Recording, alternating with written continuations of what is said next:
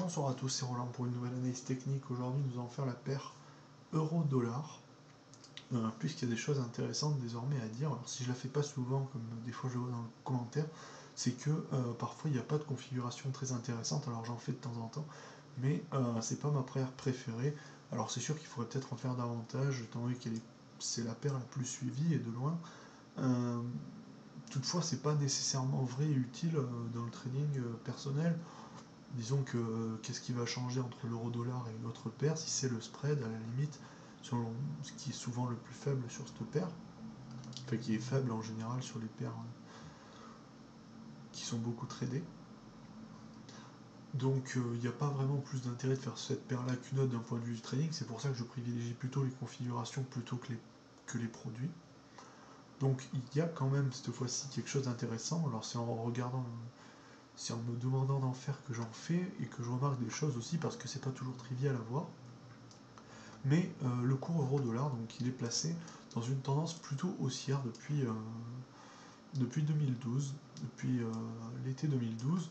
Mais bon, globalement, on a eu une phase assez chaotique entre 2012-2013, enfin jusqu'à l'été 2013, et on a eu une tendance un peu plus saine, disons,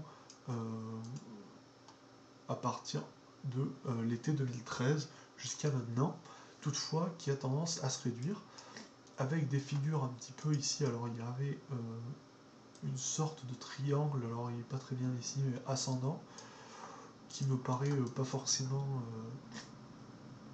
très bien. Enfin, c'est difficile de dire qu'il y a un triangle ascendant actuellement. Alors je suis désolé, je suis malade si j'ai la voix qui n'est pas terrible.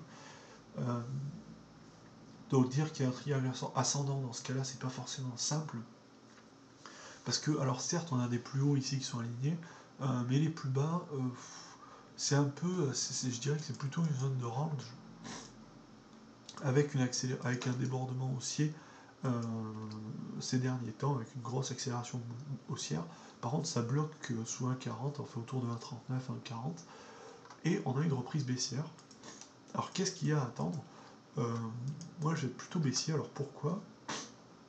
Premièrement, on a eu une formation d'un petit canal ici, qui a été cassé, et canal qui comprenait aussi une formation, je dirais, en ETE, comme ça. Alors on va essayer de la tracer, on va la voir sur une plus courte période, donc je vais passer en H4.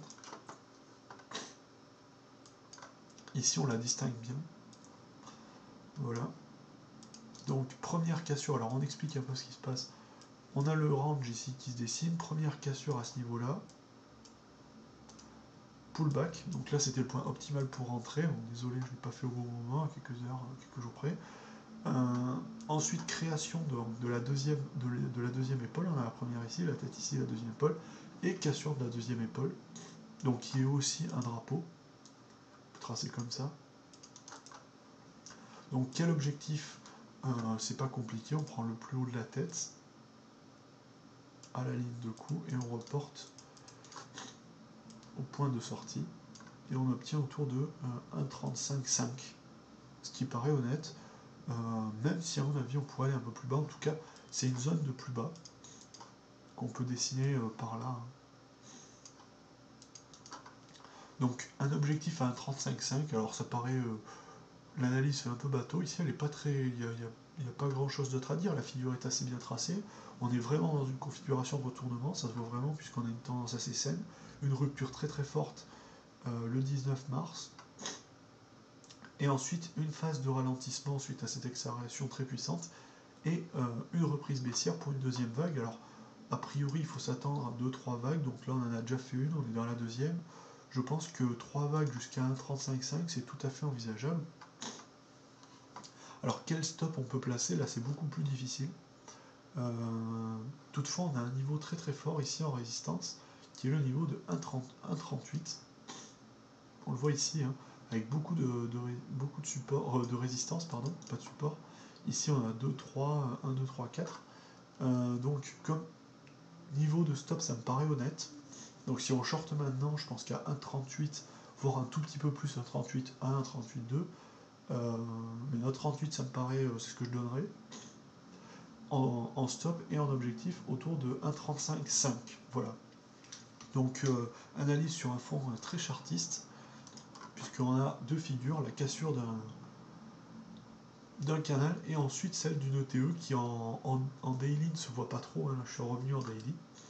Alors après il faut faire attention évidemment puisqu'on a des supports obliques mais qui à mon avis ne sont pas trop respectés, puisque là on pouvait tracer 50 supports obliques depuis 2013 et finalement il n'y en a aucun qui s'est vraiment validé, il vaut mieux aller chercher des courtes tendances. Donc voilà.